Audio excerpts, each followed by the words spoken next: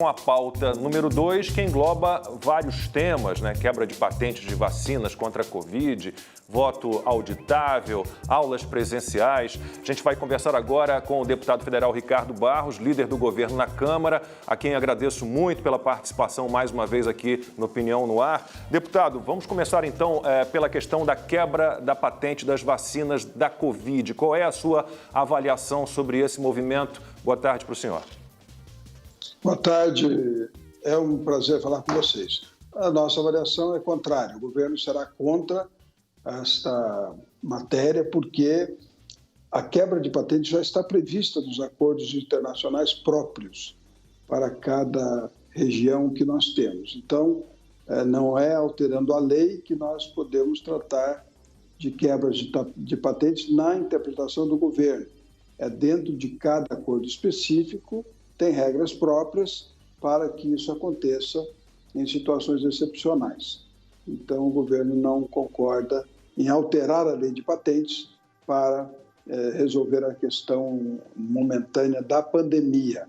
Quanto à prorrogação das patentes, por atraso na análise, sim, porque uma patente vale a partir do protocolo dela no INPI. E se o INPI atrasa 5 anos para aprovar, a pessoa tem 5 anos mais 20 anos. Está errado, né? Porque ela passa a ter proteção da sua invenção no dia que ela protocola. Então, isso é uma discussão também que o Supremo Tribunal Federal já validou, mas que requer uma alteração legislativa que nós estamos fazendo. Agora, líder Amanda, seja muito bem-vindo mais uma vez à Opinião no Ar. O Senado, há poucos dias, aprovou um PL nesse sentido de quebra de patentes que ainda tem que ser aprovado pela Câmara. E no cenário internacional, em virtude principalmente dessa mudança de posição dos Estados Unidos, agora a favor da quebra temporária de patentes das vacinas de Covid-19, o chanceler Carlos França também vai se reunir com a representante dos Estados Unidos para essa matéria, para esse assunto. Reino Unido, União Europeia também vão se reunir com esses representantes. Quer dizer, isso não pode forçar uma mudança de posição de vários países em apoio ao pleito da Índia e da África do Sul para a quebra dessas patentes? Não pode se construir, se consolidar um cenário internacional em que o Brasil fique muito isolado se não mudar minimamente a sua posição? O senhor não acha que vai chegar aí um meio termo, essa construção aí mundial está sendo nesse sentido, está indo nesse sentido? Amanda, o governo não é contra a quebra de patentes, ele é contra a mudança da lei de patentes. A quebra de patentes já é prevista em cada acordo internacional que nós temos e nos acordos multilaterais também. As condições de quebra de patentes estão lá estabelecidas, né? O que o governo está contra é mudar a lei das patentes, mas a quebra das patentes em casos que sejam cobertos pelos acordos, não há nenhuma... Até porque o acordo já prevê. Então, quando o Brasil foi signatário daquele acordo, ele já concordou que a patente pode ser quebrada nas condições exigidas. Silvio. Deputado, boa tarde. Eu queria falar um pouco sobre o voto auditável. Avança de certa forma no Congresso Nacional, tem uma comissão e nessa semana o presidente Jair Bolsonaro manifestou mais uma vez aí o seu desejo, o seu anseio para que o voto auditável seja possível já para as eleições do ano que vem. O senhor, como líder do governo, o senhor acha que há vontade política, é possível chegar num entendimento para fazer com que essa matéria avance a tempo? Olha, o voto auditável é uma matéria que está na pauta, comissão especial instalada, esperamos acelerar os debates e ter tempo de aprová-la no período exigido, que é um ano antes do pleito eleitoral. Quanto antes nós resolvermos isso, melhor, para que o tribunal não alegue que não tem tempo de implementar a decisão do parlamento. Há resistência no Tribunal Superior Eleitoral sobre esse tema, mas é uma pauta do presidente Bolsonaro, está em andamento, tem muitos apoiamentos, tem muitas resistências, mas o fato é que o voto auditável, em tese, é bom para a democracia, porque vamos poder conferir se não há nenhum risco de alguém invadir o sistema do TSE e alterar os dados, até porque todos os tribunais superiores já foram invadidos por hackers recentemente. Rodrigo Constantino. Boa tarde, deputado. Pois é, me causou muita surpresa ver o ministro do Supremo, Barroso, falar em judicialização ou caos, se tivesse uma possibilidade de auditar o voto, e o pessoal do PSOL falando que só miliciano quer um voto auditável. Me parece que todo eleitor quer essa possibilidade de auditar os votos. Deputado, em relação às reformas, essa tributária, por exemplo, que o presidente Lira tomou uma decisão que alguns criticaram como voltar à estaca zero. Qual é a chance concreta que temos de ver ainda nesse governo um avanço, pelo menos das reformas tributárias, para simplificar alguma coisa, e administrativa? Vamos ter a reforma tributária. Na verdade, não voltou à estaca zero, porque a reforma tributária estava numa comissão especial mista que não existe no regimento, né? Isso foi feito, né? Ajeitou-se ali politicamente a questão. A comissão especial, de fato, da reforma tributária venceu o prazo em outubro de 2019 para dar parecer.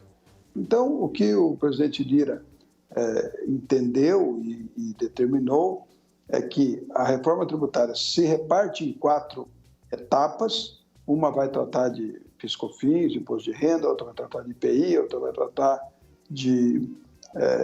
da eventual criação da CPMF para a redução da IPI. Antes era para a desoneração da folha, mas são temas que correrão separadamente, 2 iniciando-se na Câmara, 2 iniciando-se no Senado, justamente para resolver esse problema de protagonismo. A reforma administrativa, essa não. Essa já está para ser votada a admissibilidade na segunda quinzena deste mês, na Comissão de Justiça, e depois forma a comissão especial também.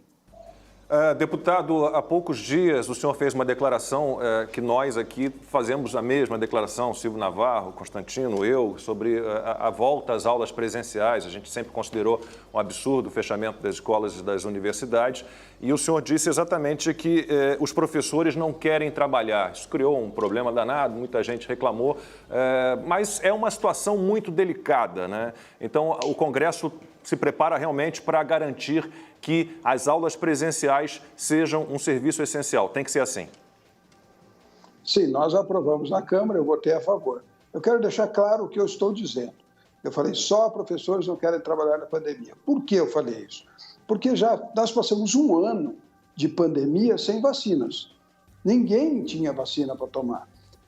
Mas o professor que neste ano precisou ir ao médico, ao hospital, estava lá atendido por profissionais de saúde, sem vacinar ou atendendo. Quando ele precisou usar o transporte, estava lá o motorista do ônibus, estava lá o motorista do Uber para atendê-lo. Todos se protegem e vão trabalhar. A segurança pública está funcionando para proteger o professor. Quando ele precisa de alimentação, ele vai ao mercado, o mercado está funcionando. Todas essas pessoas trabalharam sem vacina para funcionamento da sociedade.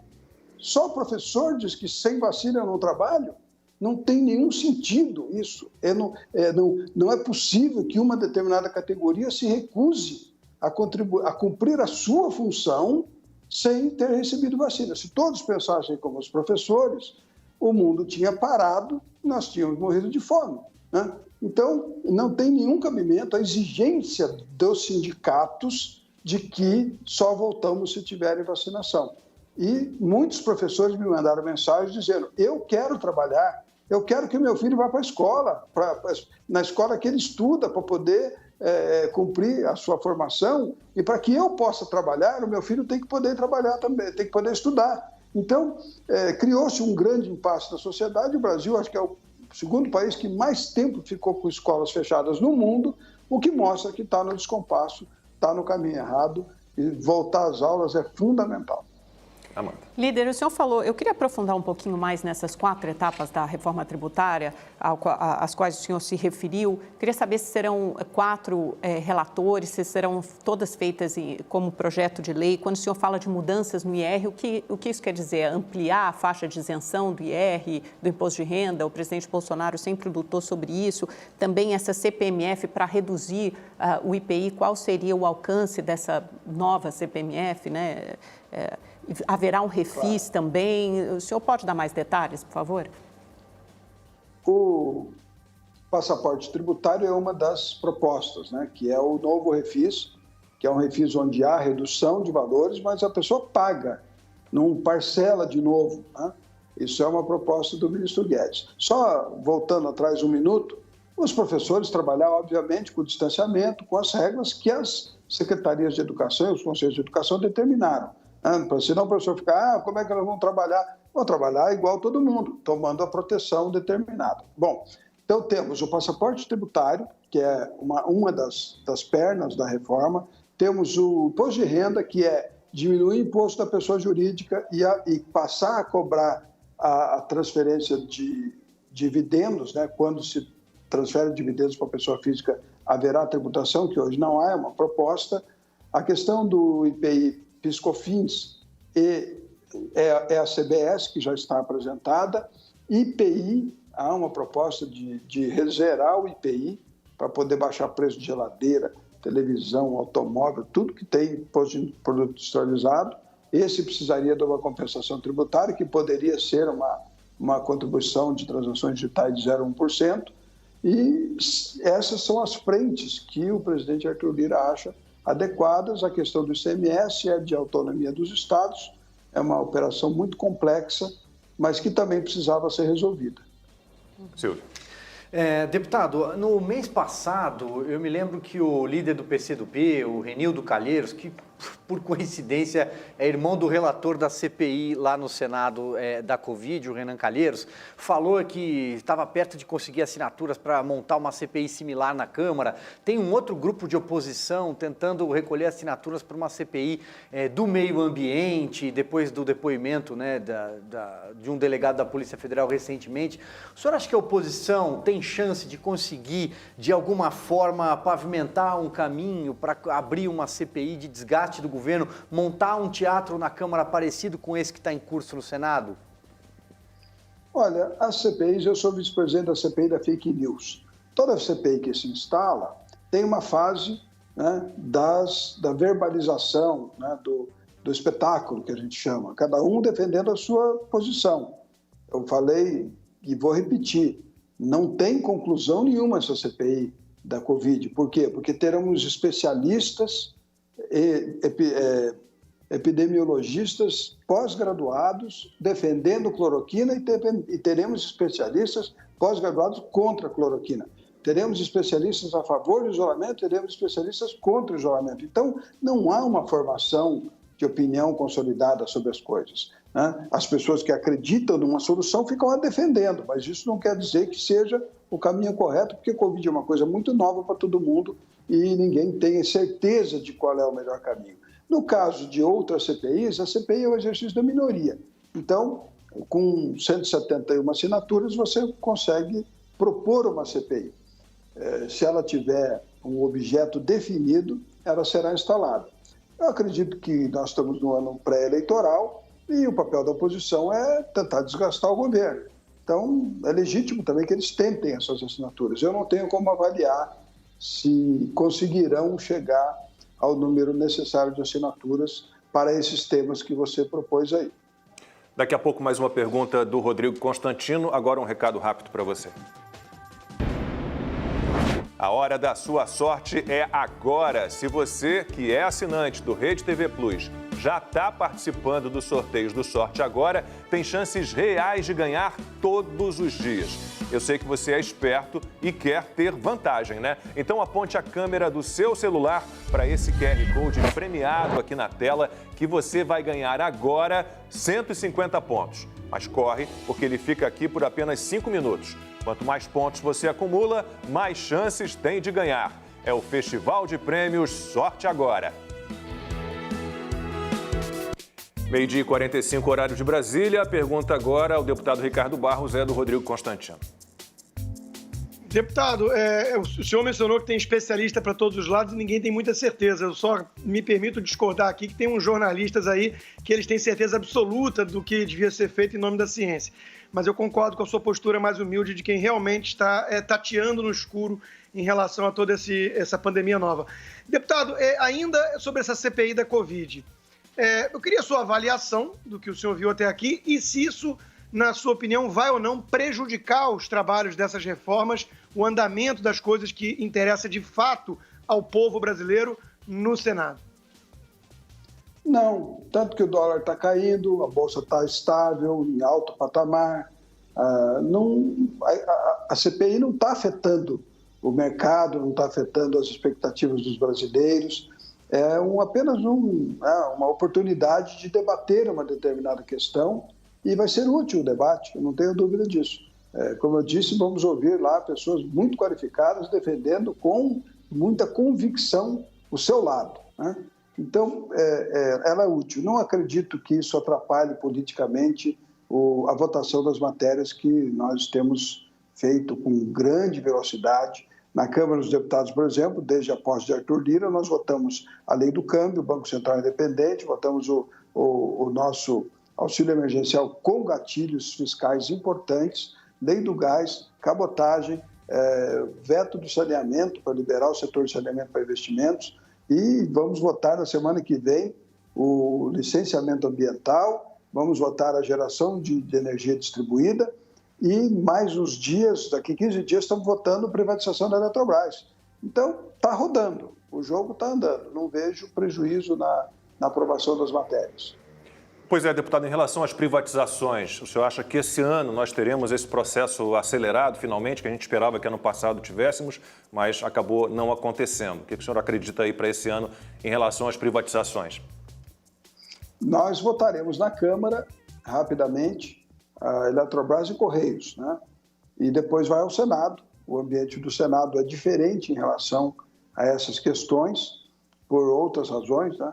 Mas também acredito que o governo tem maioria para aprovar essas duas privatizações, que são as primeiras grandes, e nem é privatização, é capitalização. O governo vai abrir ações e não exercerá sua preferência. Portanto, permitirá que o controle acionário da empresa seja do conjunto de investidores privados. Portanto, ela se torna uma corporação, né? Como todas as grandes corporações que nem têm dono, né? São milhares de acionistas que são donos dessas grandes corporações. Amanda. Ainda haverá mais alguma mudança em relação ao orçamento, líder? Falava-se em 2,5 bilhões de reais liberados para obras, financiamento habitacional. Ainda haverá alguma coisa nesse sentido? Sim, haverá. Nós teremos um PLN 4, que já está lá, que é a recomposição da área da Previdência, né? As despesas previdenciárias que foram cortadas no orçamento estão sendo recompostas no PLN 4. Temos sessão do Congresso na próxima terça-feira e o governo deve apresentar o PLN 5 e o 6, recompondo outras ações de governo que são importantes para o funcionamento do governo, para o atendimento de prioridades da sociedade e para o cumprimento dos acordos feitos no Parlamento. Eu não vejo dificuldade nisso. Como que, por exemplo, e como se respeita o teto de gasto ainda? Quer dizer, o orçamento já não está muito, já está estourado quase, né? Não, o dinheiro, nós não temos problema financeiro. A arrecadação está batendo recordes seguidos, sucessivos, porque as transações eletrônicas não são sonegáveis, né? Então, todo mundo está comprando por cartão, eletronicamente, e a tributação está muito alta e nós estamos com a arrecadação boa. O problema é o teto de gastos, isso sim. Exato. Então, nós temos que ajustar o teto de gastos às despesas necessárias para o bom funcionamento do atendimento das prioridades da sociedade. E isso é que é o grande debate, a grande complicação desse momento que nós estamos passando de pandemia, onde nós temos demandas extraordinárias que não estavam previstas, mas não podemos abandonar tudo aquilo que vinha sendo feito, né? Educação, saúde, estradas, infraestrutura, cultura, tudo precisa de recursos. E não é porque tivemos que deslocar recursos para a pandemia que as outras coisas todas vão parar. Mas é para isso que está lá o Parlamento. Nós encontraremos uma solução dentro da lei, cumprindo o teto de gastos, sem aumento de carga tributária, como determina o presidente Bolsonaro. Silvio, mais um minuto para uma pergunta e uma resposta. Tempo, então, bem rapidinho. Deputado, sobre a reforma administrativa, deu uma patinada na CCJ, depois foi a minha pergunta bem rapidamente. Passa a reforma administrativa e estenderia só num pequeno ponto. Alguns deputados têm dito que a oposição tem conseguido, de alguma forma, entrincheirar o governo na CCJ, que é a porta de entrada de praticamente todos os projetos. Procede na avaliação do senhor? Não, pelo contrário. Nós temos ampla maioria na CCJ. A presidente Bia Kicis é que, de forma democrática, tem feito acordos com a oposição e permitido maior debate. Por exemplo, ela marcou várias audiências públicas sobre reforma administrativa. A última vai ser no dia 14 de maio e só depois vai votar. Ela podia ter aberto votação no primeiro dia e o governo ter exercido a sua maioria. Mas é do estilo de cada pessoa, né, tentar conciliar e chegar a momentos de, vamos dizer assim, de maior entendimento. Que eu não acredito. Reforma administrativa é só para os futuros servidores públicos, é para um Estado mais leve, mais eficiente, com meritocracia e um Estado mais barato também. O Estado brasileiro custa 14% do produto interno bruto do Brasil. Na média da Comunidade Europeia custa 9%, do Japão custa 5% a máquina estatal. Então nós somos um Estado muito caro e não tem meritocracia aqui, porque a Constituição dá isonomia, estabilidade do emprego e irredutibilidade de salários. Então, quem trabalha mais ou menos ganha tudo igual. Nós queremos um Estado com meritocracia, queremos um Estado leve, onde só as carreiras típicas de Estado tenham estabilidade, onde a gente possa ter gente, né, motivada para o trabalho, e isso só vai afetar futuros concursados públicos. Mas, obviamente, os sindicatos